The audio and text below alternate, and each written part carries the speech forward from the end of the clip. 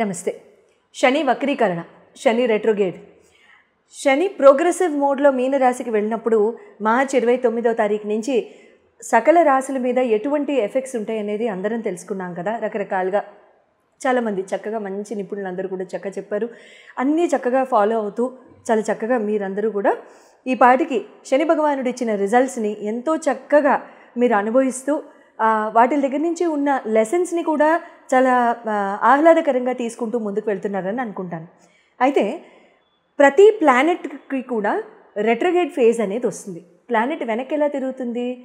అది ఎర్త్ దగ్గర నుంచి ప్రోగ్రెసివ్ మోడ్లో కాకుండా రెట్రోగేడ్ మోడ్లో అది ఆస్ట్రోనామికల్ ఎఫెక్ట్లో అది అలా వెనక్కి వెళ్తున్నట్టుగా కనబడుతుంది, కానీ వాస్తవానికి ఏ ప్లానెట్ కూడా వెనక్కి వెళ్ళదు. It is just universal astronomical phenomena. So ఇక్కడ ఏమవుతుందంటే ఒక సెట్ ఆఫ్ టైం పీరియడ్కి ఈ ప్లానెట్స్ అన్నీ కూడా రెట్రోగేడ్ ఫేజ్లో వెళ్తున్నట్టుగా మనకి కనబడతాయి. ఇప్పుడు ప్రస్తుతానికి మనం మాట్లాడుకునే ఈ అంశం ఏంటంటే, ఈ టాపిక్ ఏంటంటే, శని రెట్రోగేడ్ అవ్వబోతున్నారు జూలై 13వ తారీఖు, జూలై 13, 14. అయితే నవంబర్ 27వ తారీఖు 2025వ సంవత్సరం, అంటే ఇదే సంవత్సరం వరకు కూడా ఆయన రెట్రోగేడ్ మోషన్లో ఉన్నట్టుగా కనబడుతుంది. ప్రోగ్రెసివ్కి రెట్రోగేడ్ మోషన్కి సింపుల్ లేమన్ లాంగ్వేజ్లో అందరికీ అర్థమయ్యే పద్ధతిలో ఒక చిన్న just thin line of difference ఏంటి అనేది చెప్తా. ప్రోగ్రెసివ్ మోడ్లో ఉన్నప్పుడు మనం ముందుకు వెళ్తూ గబుక్కున ఒక్కసారి వెనక్కి ఎవరో ఇంట్లో పిలిచారనుకోండి, మనం ఒక్క అడుగు వెనక్కి వేస్తామా? అలానే అన్ని అడుగులు కూడా వెనక్కి వేసుకుంటూ వెళ్ళిపోతామా? తిరిగే వెళ్తాం, యూటర్నే తీసుకుంటాం, కానీ ఒక్క అడుగు అయితే మాత్రం ఆగుతుంది, ఒక హాల్ట్ అనేది వస్తుంది. సింపుల్ లేమన్ లాంగ్వేజ్లో ప్లానెటరీ ఎఫెక్ట్ కూడా ఆస్ట్రోనామికల్గా కూడా అది వెనక్కి తిరుగుతున్నట్టుగా అనిపిస్తుంది, కానీ నిజానికి వెనక్కి తిరగదు, స్లోవర్ మోషన్లో వెళ్తుంది.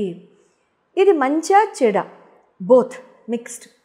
Okay, slower motion, slower phase, delays అని డైరెక్ట్గా అనకుండా ప్రాబబ్లీ ఇంట్రోస్పెక్టివ్ మోడ్ అని అంటాను నేను. ఓకే, డీలేస్ ఆగిపోతాయి, ఏదో కంగారుగా ఉంటుంది, అట్లాంటివి ఏమొద్దు, ఏం కంగారు ఏమి ఉండదు, ఇబ్బంది ఏం లేదు. Okay, everything will have a solution, no problem. But the only thing is, ఇక్కడ ఏమవుతుందంటే కొంచెం అవ్వాల్సిన మోడ్ కంటే కూడా కాస్త నిదానంగా అవుతున్నట్టుగా అనిపిస్తూ ఉంటుంది. ఎవరెవరికి అలా అనిపిస్తుంది, ఏ రాశి వాళ్ళకన్నా అలా అనిపిస్తుంది, ప్రపంచంలో మొత్తానికి ఇలాగే ఉంటుందా? అవన్నీ కూడా మనం చక్కగా తెలుసుకుందాం.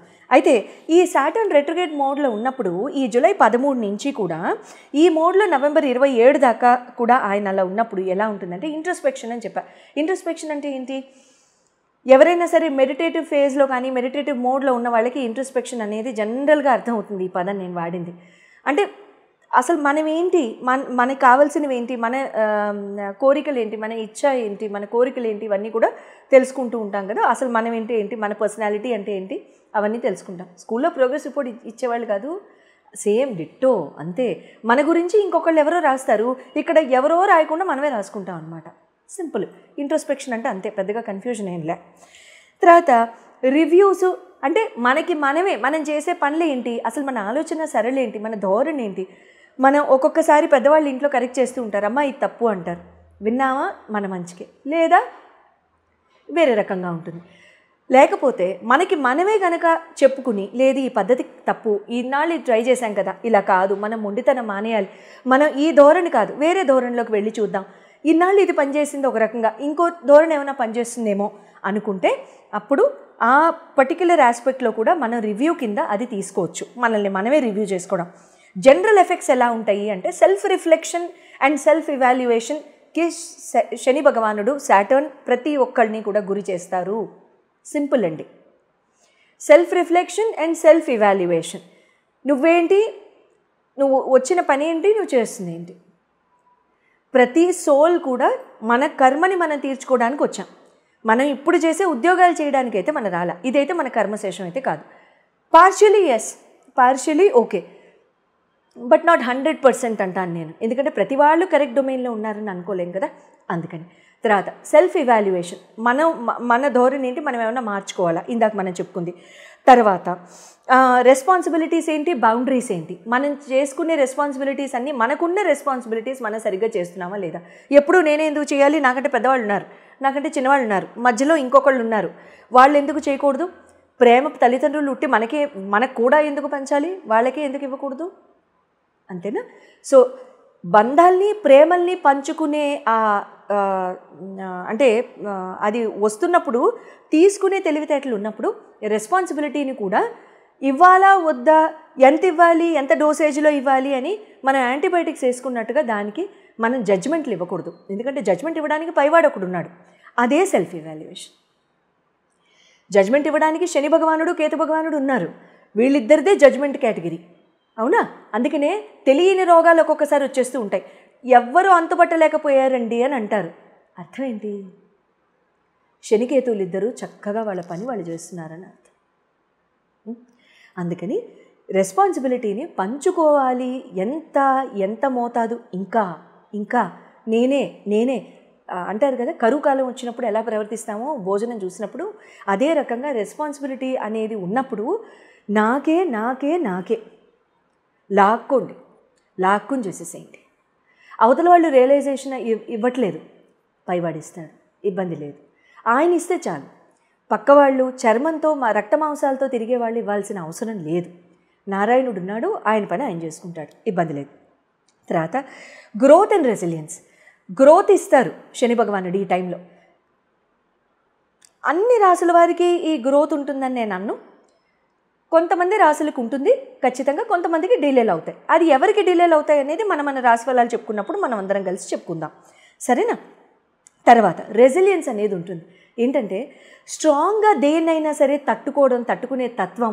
తర్వాత దేన్నైనా సరే చాలా చక్కగా, అంటే మంచికి మంచి, చెడుకు చెడు, నీటికి నీరు, పాలకి పాలు, హంసల్లాగా చక్కగా తీసేసే ఆ తత్వాన్ని శని భగవానుడు మనకి నేర్పిస్తారు. కానీ శని యొక్క తత్వం ఒకటే, చెవులతో చక్కగా వినాలని అంటారు ఆయన. మాట తగ్గించి చెవులతో కనుక చాలా జాగ్రత్తగా, అంటే చెవులతో వెనక ఇంక దేంతో వింటాం అమ్మాయి అని అంటారేమో, కరెక్టే, కానీ ఎంతమంది వింటున్నాం మనం, అది ఆలోచించవలసిన విషయం. కాబట్టి ఎంతవరకు మాట తగ్గించుకుని చాలా చక్కగా మనం మాట వినికిడి శక్తిని మనం పెంపొందింప చేసుకుని వెంటనే రియాక్షన్లు ఇచ్చేయకుండా చక్కగా మనం రెస్పాన్సివ్గా బిహేవ్ చేసుకుంటూ ముందుకు వెళ్ళిపోతే శని భగవానుడు ఇచ్చే రిజల్ట్స్ ఇస్తారు. తర్వాత ఈ ట్రాన్సిషన్ వచ్చేసేసి మీకు ఏమవుతుందంటేనండి, శని భగవానుడి యొక్క మెయిన్ పాయింట్ ఏంటంటే, శని భగవానుడు మీ జన్మ జాతకంలో మీ రాశిని బట్టి, మీ లగ్నాన్ని బట్టి ఎక్కడున్నారు, బెనిఫిక్ హౌసెస్లో ఉన్నారా, మెలిఫిక్ హౌసెస్లో ఉన్నారా, ఆయన మీకు భాగ్యాధిపత, ఆయన మీకు అష్టమాధిపత, ఆయన మీ షష్టమాన్ని చూస్తున్నారా, మీ ద్వితీయాన్ని చూస్తున్నారా, మీకు రకరకాల హౌస్ ఆఫ్ లాసెస్ని చూస్తున్నారా, ఇవన్నీ కూడా ఖచ్చితంగా పరిగణనలోకి తీసుకోవాలి. ఇక్కడ నేను చెప్పేది జెనరిక్ ఆస్పెక్ట్ మాత్రమే, అండర్లైన్. ఓకే, అందరికీ కూడా 100% సేమ్ అవ్వదు. ఎందుకు? మీ డేట్ ఆఫ్ బర్త్ వేరు, నాది వేరు, మీ ఇంట్లో మీ భార్యది వేరు, మీ భర్తది వేరు, మీ అత్తగారిది వేరు, మీ అమ్మగారిది వేరు, అందరిది వేరు, మీ పిల్లలది వేరు. నా దాన్ని బట్టి అందరిది ఎలా ఉంటుందంటే కుదరదు. నా దాన్ని బట్టి నా తత్వం ఎలా ఉంటుంది కరెక్ట్, నా ప్రవర్తన ఎలా ఉంటుంది కరెక్ట్, నా దాన్ని బట్టి పక్కవాడు ఎలా చదువుతాడు కదా. సో కాబట్టి ఆ రకంగా కనుక చూసుకున్నట్లయితే మీ జన్మ జాతకంలో శని ఎక్కడున్నారు, మీ లగ్నాన్ని బట్టి, మీ రాశిని బట్టి ఏ రకంగా రిజల్ట్స్ ఇస్తాయి అనేది మనం చెప్పేసుకుందామా మరి రాసుల వారీగా. ధనురాశి వారి అందరికీ కూడా శని భగవానుడి యొక్క రెట్రోగేట్ ఫేజ్, అంటే ఈ వక్రగతి స్థితి ఏ రకంగా ఉండబోతోందో తెలుసుకుందామా మరి. ధనురాశి వారికి అర్ధాష్టమ శని మొదలైంది అని మనం చెప్పుకున్నాం. ఎప్పుడు? మార్చి 29 ఉగాది అప్పుడు.